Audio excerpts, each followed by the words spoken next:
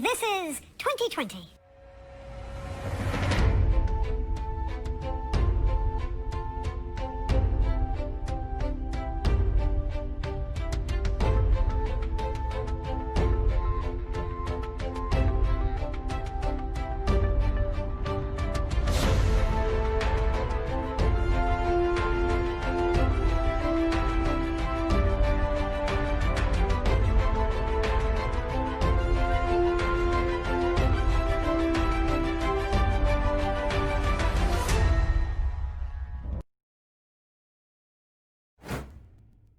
Welcome, everyone. Last week, I premiered a What the Hell Karen compilation retrospective that showed the first 5 What the Hell Karen videos. This time, I premiere 2 more videos. One with a Team Skeptic favorite, and the other where I tested the atmosphere's pressure gradient while out on an extended weekend holiday with my family. The first of 2 videos for today I published on February 11th, 2020. Rad Vlad has some interesting thoughts on how he thinks airplanes and submarines work on his misconception of the globe.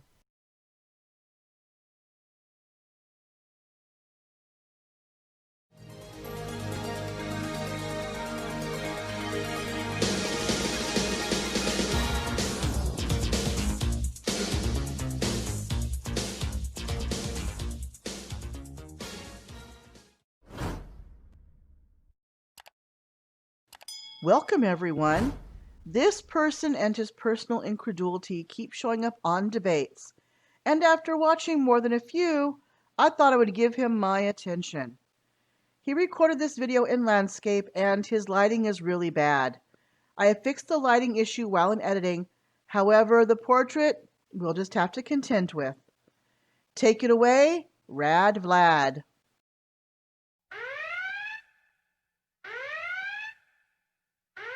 The submarine and airplane both prove Earth is flat.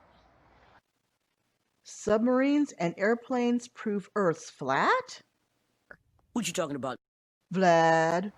But when you bring it up against one of these round Earth agents who are paid by the government to hide flat Earth truth. Who, me? A round Earth agent paid by the government to hide flat Earth truth? Psh, whatever do you mean? Which is what my proprietary insiders and inside sources have revealed to me. Rad Vlad has these connections. Why are you speaking of yourself in the third person? You have been watching Joy Rocha videos again, haven't you? The words you are looking for are inside sources.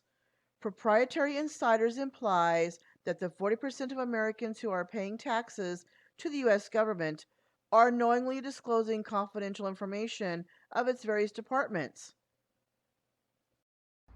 What we do know is that Earth is flat and that there are ways to prove it. You cannot prove round Earth. So Prove round Earth? Round could imply flat like a pizza. So how about I show a spherical Earth instead?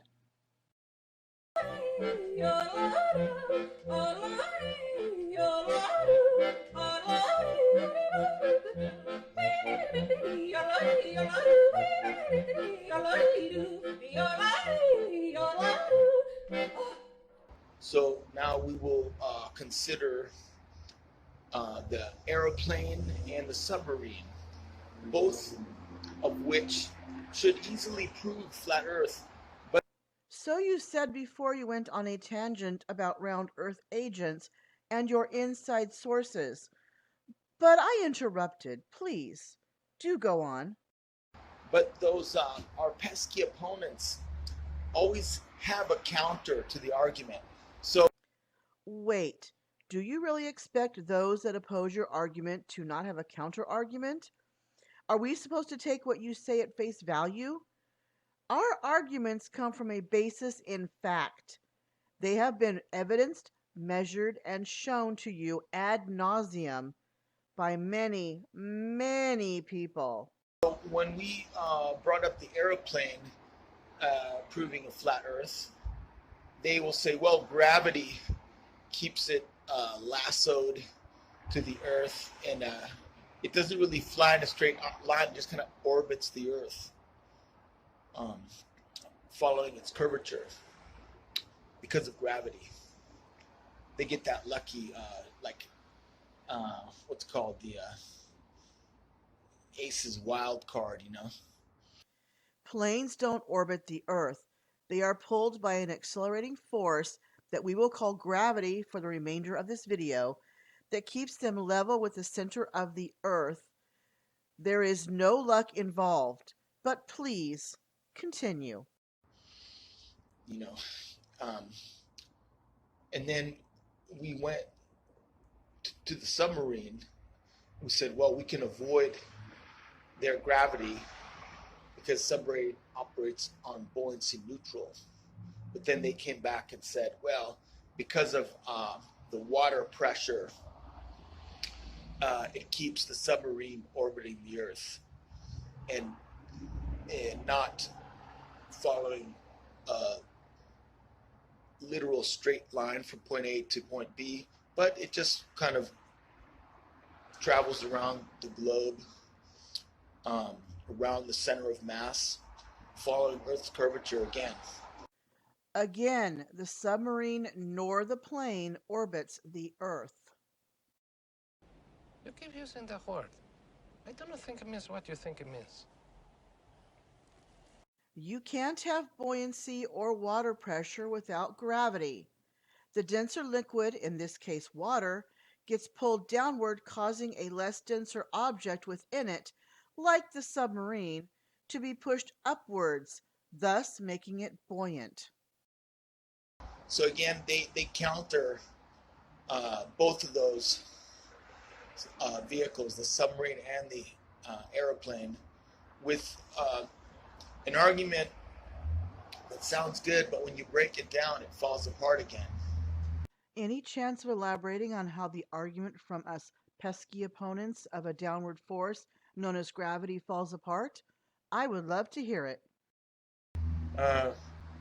So with the submarine, if it's the water pressure that keeps it at, for example, 20 feet below the water surface,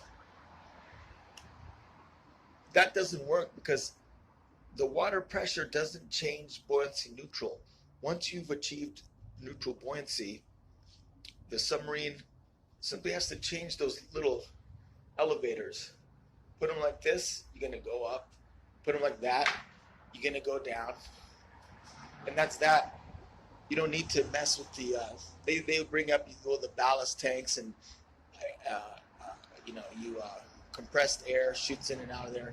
That's one way to go up and down. But they don't, once they establish buoyancy neutral, they don't need to play with the ballast tanks and compressed air anymore.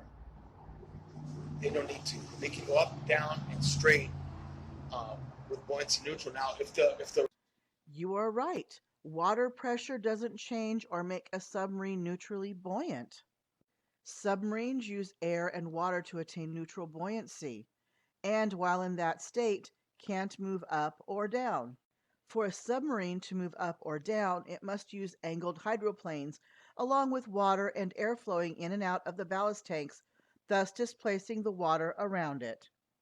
Displacement is caused by an accelerating force called, what's it called again? Gosh, it's on the tip of my tongue. Crap.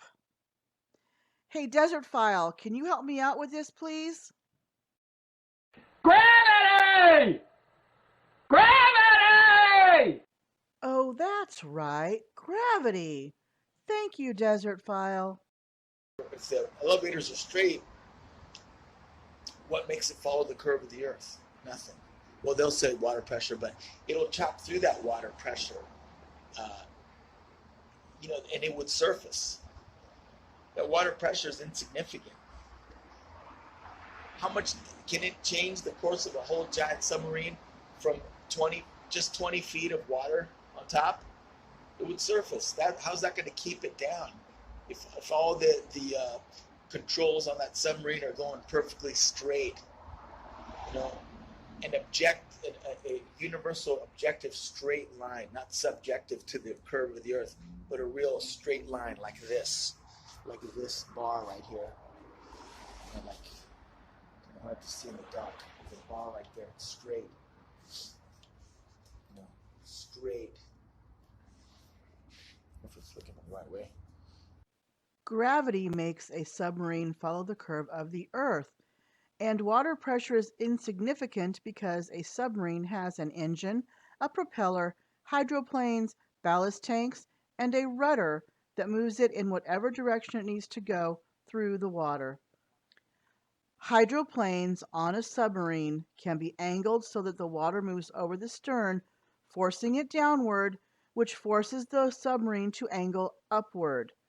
To attain an emergency surfacing, high-pressure air can quickly fill the ballast tanks. There is no universal objective straight line on the Earth, as gravity pulls everything towards its center. So that, but then that led me to the aeroplane, because it's still recording, yeah. I thought they had us with the airplane and the gravity. Not that it's real, but that it's kind of hard. If they have that fake reality, it's hard to crack that bubble. But you can, because this is why I'm making the video. I was thinking about that. So you're telling me that a plane can't avoid gravity and simply travel in a true straight line? Except when it wants to go a little higher. Then it easily overcomes gravity and goes another 100 feet up. But then when it wants to go straight, again, we're stuck in the tractor beam of gravity, and we're being looped around the Earth. So really we're traveling in a 25,000 mile loops around the Earth, not in a straight line.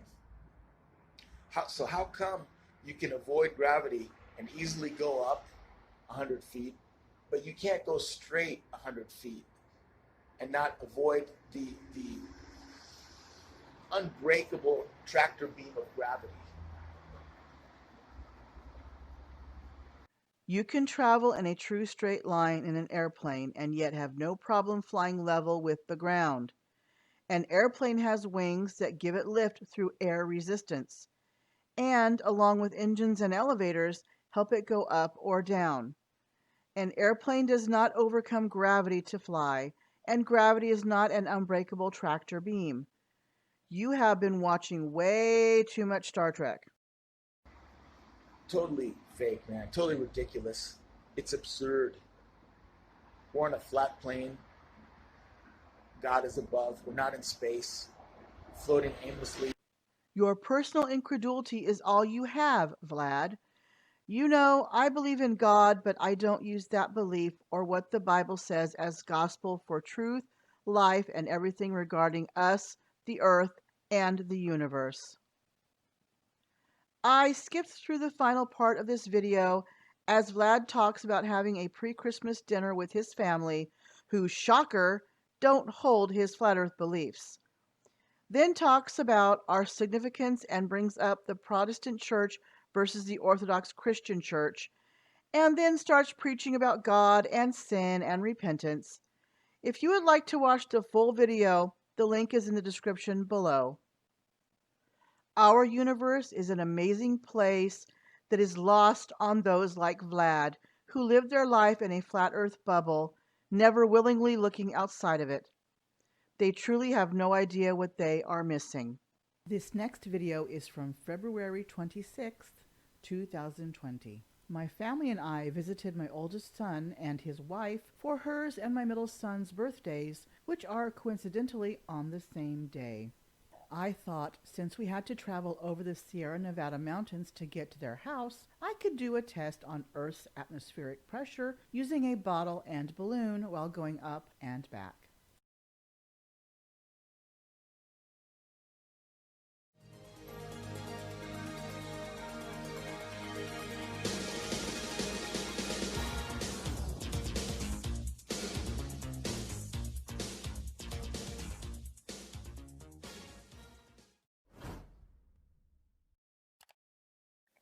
Welcome everyone. Before we get to the atmospheric pressure test that I recently completed, I want to show you a short video I put together of a few people who think Earth's atmosphere is a gas pressure next to a vacuum, with a couple of them resorting to anger and insults, and one who has a different idea about it altogether. Let's take a look, shall we? The single molecule is all that gravity can act on, because it doesn't have intermolecular bonds. So yeah, okay, we can give them gravity for shits and giggles. Let's say that that one molecule is able to be pulled down a little bit by gravity. It needs to have a plug effect. It needs to act like a solid to be able to allow the gas molecules to bounce off it to come back to Earth. It's not a solid, it's a gas. There are no bonds. So even if we give you gravity, it isn't creating a container because it's not solid. So let's go back to the definition now for atmospheric pressure and just consider it for a moment, because this is just ridiculously retarded. And we need to laugh at these people because this is the strongest argument against them and in favour of us. And they don't like it, and this is what we need to push. Everybody needs to be a warrior on this point, because warriors, everybody loves one. So stick with me, be a warrior, and support me on this point, because it kills their model. Gas pressure doesn't exist on a ball in a vacuum of space. That's why they have atmospheric pressure. But that doesn't work either. So be a warrior with me on this and ram it down their fucking throats, because they're all pricks. The gas is gonna fill the available volume once it becomes available. So it seems they do know this, Wiggles. It's a law. A natural law. Not my idea. Not something that needs entertaining. A natural law. The gas would fill the space. Yeah, wouldn't all these professors realize that? Yeah, they was do! in the face Are you deaf? of modern science? Are you deaf? There's plenty of lectures on the second law of thermodynamics. Yeah, if the second law of thermodynamics implied space doesn't exist, It does. That's precisely what it implies. it implies space does exist. No, that if you have a vacuum, a implies vast space doesn't space, then the gas would fill that space. Unless, of course, there's something to press upon. There isn't, so we can't have space. That's the point. Well done, Wiggles. That's exactly what it implies. That natural law. Not my opinion, not what I think. That natural law that holds true always. That natural law would suggest that space is fake. So consensus science says we live on a sphere, a globe with this tiny sliver of gas pressure or atmosphere or air surrounding us. Yet this all exists next to an endless vacuum? But there is no container, no walls, no ceilings to press upon, and worse still, no divider. Well, it is simple to prove this is not reality, as with no divider, no barrier, you'd immediately lose all atmosphere on Earth to the vacuum of space. This doesn't even take into account that the Earth is said to be spinning at 1,000 miles per hour at the equator. Ever been on the gravitron? As it spins, things are flung outwards. The atmosphere, the air, the gas pressure would be flung outwards, and of course, we would never even get to that point because there is no divider. There is no barrier, and hence the gas cannot even exist there to be flung outward anyway. It's long gone. The globe would have no air, no atmosphere, no gas pressure. No container, no gas pressure. No barrier, no gas pressure. And yet 99% of the world believes this vacuum of space exists directly next to the gas pressure we have on Earth, with no container, no barrier, no divider. The only thing they have is gravity that holds the gas pressure to Earth as it spins and flies through space at 2.2 million miles per hour. And yet, here we have gas pressure. I'm breathing it with every breath that I take. So the belief in a vacuum of space, an endless void of super low pressure, is simply impossible. Well, what I want you to think about very quickly is gravity. Now, the definition of gravity is complete nonsense. You might as well have Bugs Bunny telling you what it is, because they don't know what it is. You know, it's complete horseshit, everything they give you. Gravity is very easy to figure out, I believe. And I think is a way to actually prove it. It's a simple way, too. You do it every day, pretty much. Well, not every day, but especially when you go up to the mountains or you get on a plane or anything like that. You have to pop your ears. What causes that? That's air pressure. That's all the air is denser than the air on the surface of our flat plane here. All right? So could you imagine how much pressure it is when you have to pop your ears? That's your eardrum. That's the pressure is pressurizing your eardrum, and that's why you pop your ears. That's gravity, guys. Okay? That is gravity. The enormous amount of air pressure up there that's pushing down. You know, whether there's a dome up there or a firmament, whatever it may be, all this air is trapped in here, and that's what your pressure is. That's what your gravity is. And that's what causes gravity. Because whatever's heavier than air is going to drop. It's very simple. My family and I recently took a trip out of town and drove over the Sierra Nevada mountains to get to our destination. I decided it was a perfect time to do an atmospheric pressure test using an empty water bottle with a balloon attached to the top of it to show that the Earth's atmosphere is actually a pressure gradient that is approximately 14.7 psi at sea level to 10 to the negative 17 torr, a near vacuum. I only had my cell phone and no other camera, so I could not do one continuous shot of the balloon. Because of this, I planned out points along the way so I could take pictures through Dioptra, a satellite app. This way, the time, date, and GPS coordinates would be on the pictures. Our trip took us from 5 meters above sea level to 1,341 meters, with a topping off of approximately 2,204 meters, as the difference in elevation at the summit from one side of the interstate to the other is 3.66 meters. Using the GPS coordinates on each picture with a GPS to map converter, I brought up a map of each location with altitude. From there, I used a pressure at altitude calculator that just shows the approximate air pressure, as the purpose of this test was to show that air pressure decreases with elevation.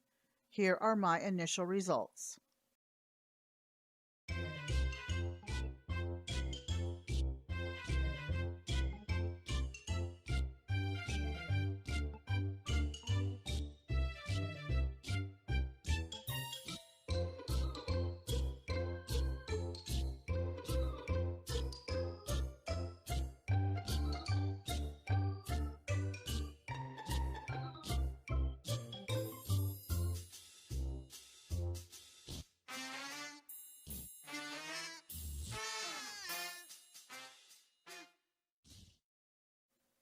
I plan on repeating this test this summer. I do want to get a camera so I can record it in one continuous shot, so you can see the balloon expand. I will keep you updated. It is always fun looking back on videos from the past. I hope you enjoyed them. Thank you for watching. See you in the next one. Bye-bye.